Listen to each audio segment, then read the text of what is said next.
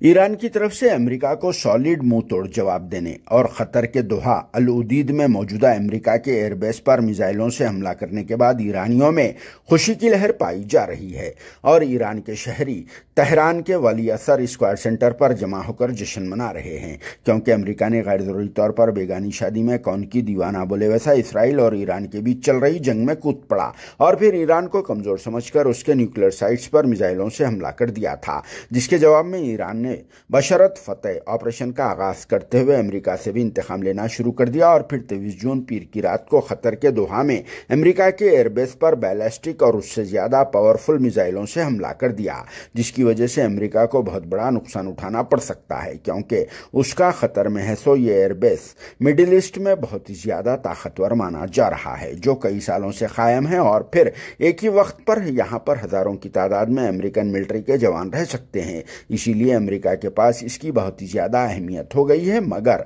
America की एक हिमाकत ने ईरान को यह कदम उठाने के लिए मजबूर कर दिया, जिसकी वजह से आम शहरियों को भी नुकसान उठाना पड़ सकता है। और फिर ईरान की तरफ से की गई इस कार्रवाई के बाद गल्फ और मिडिल ईस्ट के हुक्मरानों की तो नींदें उड़ गई और सभी लोग अपनी अपनी गद्दी व जानों को बचाने के लिए दौड़ धूप शुरू कर दिए, मगर फिर भी ईरान के रहबर आला आयतुल्लाह सैयद अली खामिनाई एक सच्चे मुजाहिद की तरह तनहा मुकाबला कर रहे हैं, जिस पर कई सारे लोग ईरान पर तनकीदें करना भी शुरू कर चुके हैं और इसे इंटरनेशनल कानून के खिलाफ करार दे रहे हैं। मगर जब इसराइल ने गाजा में मासूम हजारों लाखों फलस्तीनियों को शहीद कर दिया था, जब किसी को भी इंटरनेशनल कानून याद नहीं आया और फिर उस वक्त किसी ने भी इसराइल के खिलाफ इस तरह से आवाज को बुलंद नहीं किया था। अब जबकि ईरान एक मर्द मुजाहिद बनकर इसराइल और अमेरिका पर भारी पड़ रहा है, तो सबको इंटरनेशनल कानून याद आ रहा है, जिस पर अवाम का क्या कहना है कमेंट बॉक्स में जरूर जवाब देना। Bureau report, RS news, Hyderabad.